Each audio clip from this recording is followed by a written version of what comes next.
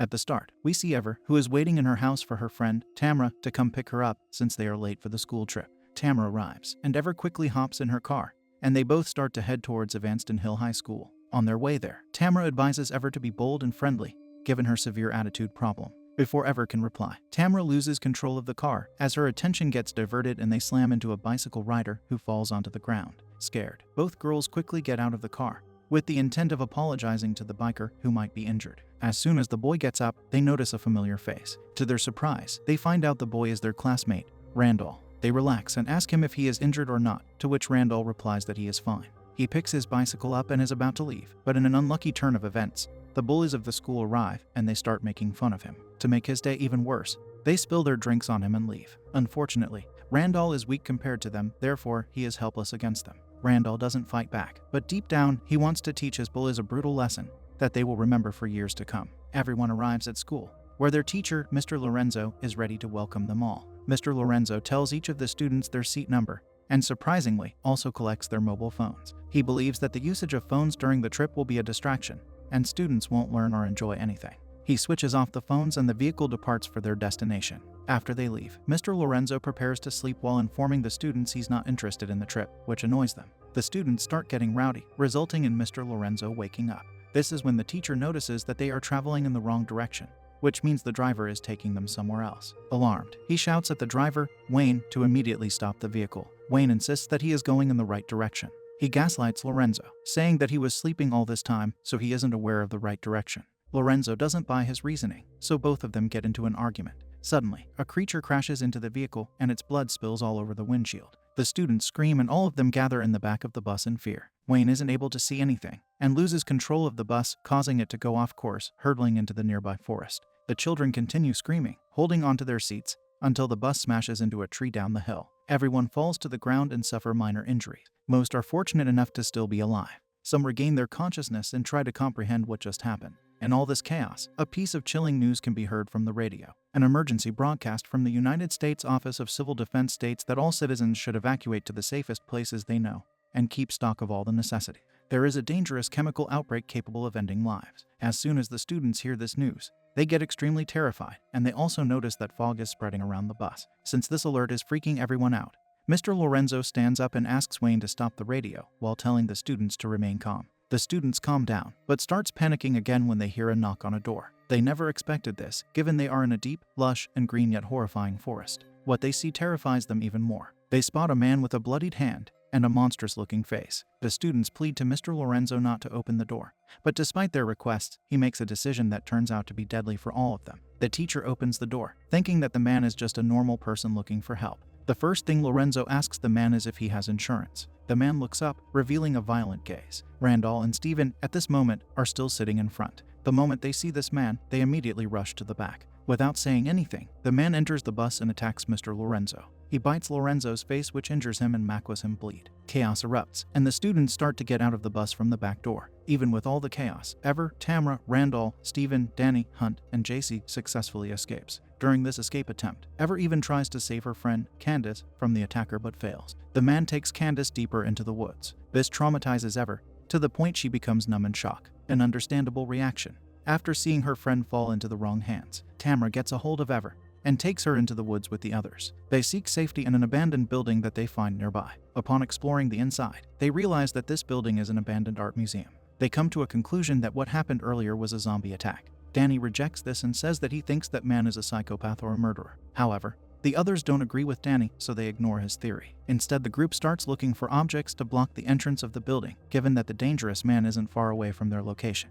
They block all the entrance doors and start looking for weapons to ensure their safety. They divide themselves into two groups. The first group includes Danny, Hunt, Tamra, and JC. The second group includes Steven, Randall, and Ever. At one point, it becomes obvious that Steven secretly likes Ever. We find out that he hasn't been lucky enough to properly talk to her before. Steven and Ever start talking about what is happening, but their discussion is interrupted by Randall, informing them that he found a spear. The group gathers around again and starts to discuss what they should do next. During the discussion, they start hearing screams from the outside. They all take a peek through the window, and what they see freaks them out. They witness Candace standing outside. What is even scarier is that the horrifying man is also hiding somewhere behind Candace. He is planning to attack the students as soon as they try to save her. However, since the students have seen him, they are confused and contemplating what to do. They start panicking. They want to save their friend, but also want to stay away from this human beast. Whenever tells them that they should save her, no one agrees with her. The others argue that if they open the entrance, that beast would attack and it would cost them their lives. With a heavy heart, Ever agrees. Upon noticing that no one is daring enough to come out and help Candace,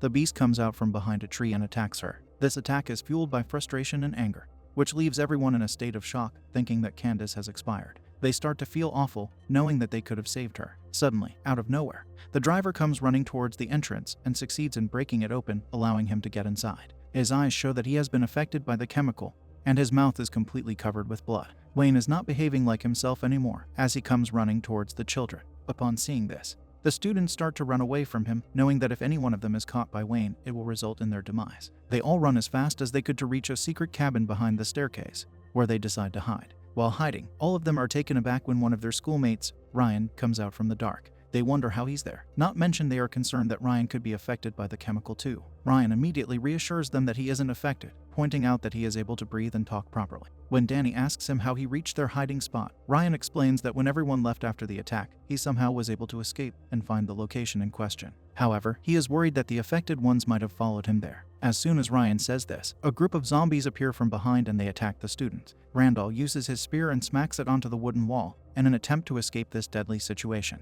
They successfully divert the zombies' attention away from Randall. Meanwhile, Danny starts fighting back along with everyone else. Thus, the students get the upper hand on the zombies, for now. Randall is successful in breaking the wall, and the moment it breaks, a tunnel opens in front of them, giving them a passage for escape. Fortunately, the hole made by Randall is too small for the zombies to pass through. Ryan, however, can't fit inside as well. Ever notices this, wanting to save his life too. She comes running from behind to kick Ryan, forcing him to squeeze through the small hole. This hurts Ryan, but the maneuver ends up saving his life. Danny stops fighting the zombies and turns to follow everyone through the hole. But as he leaves, he sees his best friend, Hunt, on the ground and turning into a zombie. This freaks him out, but he approaches Hunt and tries to save him. However, he realizes that there is a whole mob of zombies present. This means saving him would cost him his life. Danny makes the tough decision to leave without his best friend.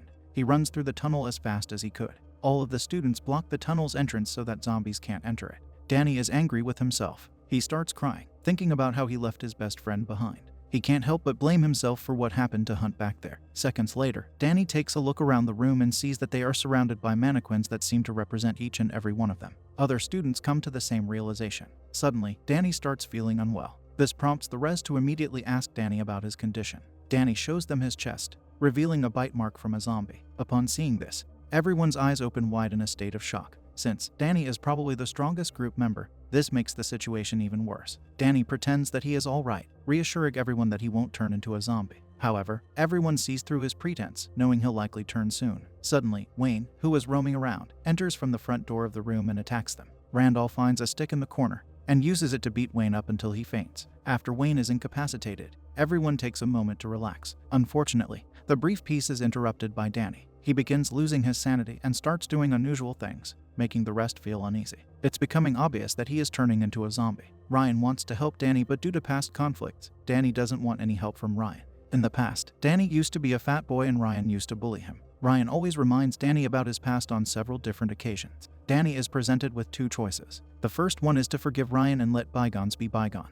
The second choice is to take revenge, which is a likely option given how Danny is losing his sense of self faster and faster. Foregoing the second option, he starts arguing with Ryan, telling him to go away. As the conflict continues, Wayne enters the room angrier than before. He runs towards Danny, grabbing him and jumping out of the window with him. Ryan, unable to process what's happening in front of him, screams. The noise alerts the others, prompting them to look out of the window. For a moment, everyone thinks that Danny is no more since he fell from such a great height. However, they see that Danny is still able to move his body properly. After shouting at the top of his lungs, he starts to run in a strange way, indicating that he has turned into a zombie. The speculations are starting to make sense. Everyone is starting to believe that there is a zombie apocalypse. They all start discussing what to do next, and everyone has their own suggestions to give. Randall suggests that they should all stay in the building and try to find a safe spot, while blocking all possible entrances. He also points to a possible hiding spot. Ever starts to doubt Randall and his suspiciously accurate knowledge of hiding spots. More than that, he seems to know so much about the building. When she asks him how come he knows so much, he doesn't reply properly.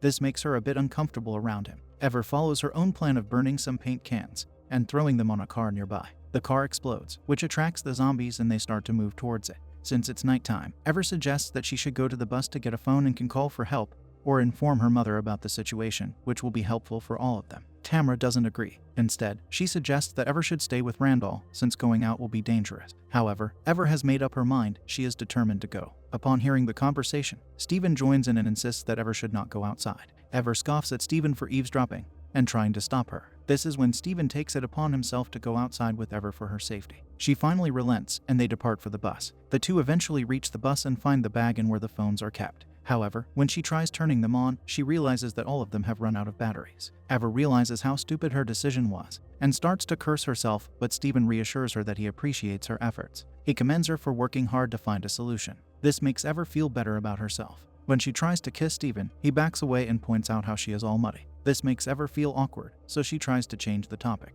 When she turns on the radio, the same news start to play, and to her shock, she sees a cassette tape inside. She comes to a shocking realization that this message had been recorded. All of what happened is planned and they've been set up. Steven tries to play dumb, but realizing that Ever has discovered the truth, he takes out a syringe from his pocket and injects her with it. While doing this, he apologizes to her. Seconds later, Randall joins Steven and they smile deviously. A flashback reveals the entire truth. Randall and Steven met each other a few weeks ago and became good friends. They both want to take revenge on Danny as they both had been bullied by him a lot. They both contacted a drug dealer, Chip, who tells them about the zombie virus he created. Chip is the same man who attacked Mr. Lorenzo at the start. One of the most shocking revelations is that the bus driver, Wayne, is also part of this charade. Wayne was also bullied back in his time by Mr. Lorenzo. Therefore, he wanted to take revenge on him. Then there is Chip, who was also bullied in his childhood. This is why he was ready to execute his plan of using the zombie, a substance which lasts for 4 hours. So, when he enters the bus, he injects every student with it, making them behave weirdly. Randall and Chip's hatred reached a point where they have no more remorse when eliminating all the students. We also find out that Steven was against this decision but was unfortunately forced to follow the plan. It's too late. Randall has already convinced Tamra to slaughter other unaware of the reality. At one point, Ever gathers her strength and uses the music player to fight Chip. Tamra finds Randall, who fabricates a story about zombies having hurt Ever. Meanwhile, Steven secretly gives more of Chip's to the students who are held captive. Randall gives Tamra, Ryan, and JC some weapons and tells them that they have to end the lives of their classmates who are supposed to be turned into zombies. But then, Ever interrupts and tells everyone the truth, revealing what Randall and Steven have been planning to do. Tamra hits Randall, which causes him to accidentally show a painting he made before. In the painting, he and Steven are portrayed as heroes, saving Tamra and Ever from zombies. With this, the secret plan is now known, and Ever's friends save Danny, making sure to lock Steven in a cage with Hunt and the other hungry zombies. Everyone starts fighting Randall, who manages to hurt Danny badly. Ever uses a homemade glove that Chip made to impale Randall with multiple syringes containing the drug. Randall changes and becomes a zombie. Tamra, JC, Candace, and another girl they saved named Juniper work together to defeat Randall, with Ever finishing him off.